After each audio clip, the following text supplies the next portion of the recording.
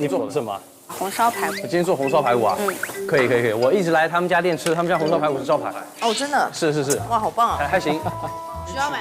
它其实取的是21周的小乳猪，小乳猪身上第3根肋排，它的3寸，就每一只猪只有这一部分，就这么一次。开始。所有的猪都是他专门提供的，他那个肋排只让他做，所以他们是养猪人家，对吧？这边最大的养，我快憋不下去了。嘿，对，这边最大。中华小当家。中华小当家，梅花猪，他是滴答小当家。哦，你平时在家里会做饭吗？我只会做简单的。这个是他口中简单的。